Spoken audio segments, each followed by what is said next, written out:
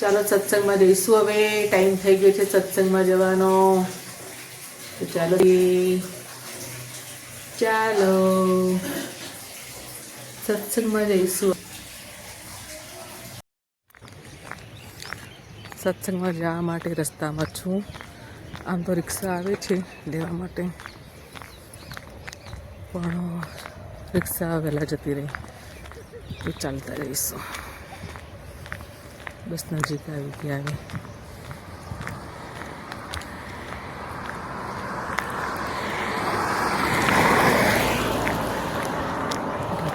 સત્સંગ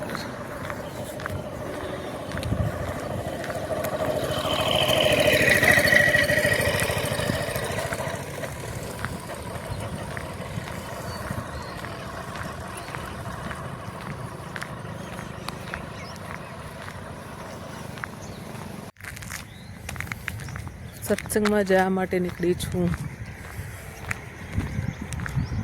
આમ તો રિક્ષા આવે છે, પણ બસ ચાલતા જઈશ. બસ હવે નજીક જ આવ્યું સત્સંગ ઘર, નજીક જ છીએ.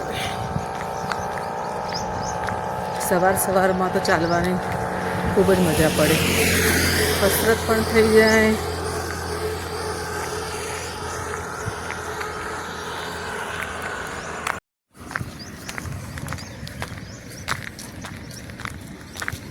હવે સત્સંગ ઘર નજીક આવી ગયું.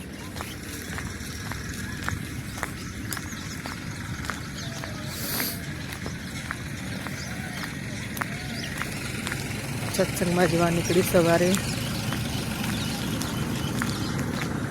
સવારે ચાલીને જવાની ખૂબ મજા પડે, કસરત થઈ જાય અને શરીર પણ સ્વસ્થ રહે. ચાલતા જવું સારું. આમ તો રિક્ષા આવે છે, પણ રિક્ષા કરતાં ચાલવાની બહુ મજા પડે.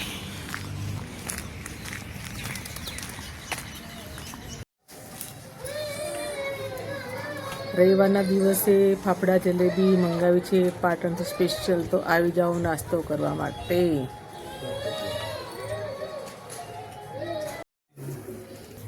તૈયાર છે કઢી, જલેબી, મરચા, ફાફડા. તો આવી જાઓ.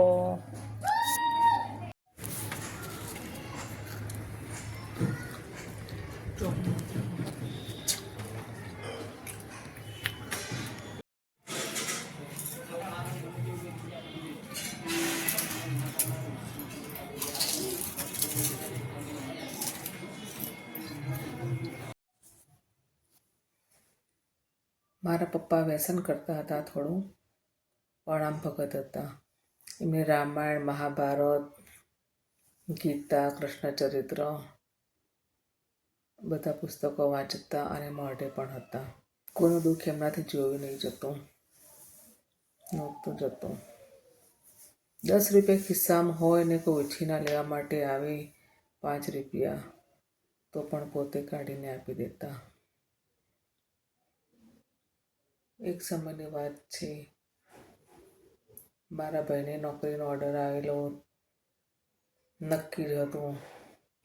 પણ ડૉક્ટરે એમ કહ્યું કે ના, પછી તમારા છોકરાને ઓર્ડર આપીશું. અત્યારે મારા ગામના એક ભાઈ છે એમને આપો. તો ના પાડી ને બીજા ભાઈને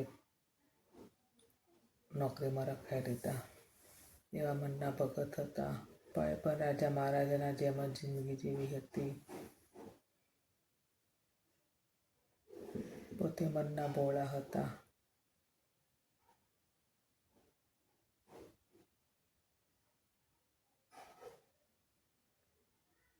ક્યારેય કોઈને દુઃખી કર્યા નથી એમને.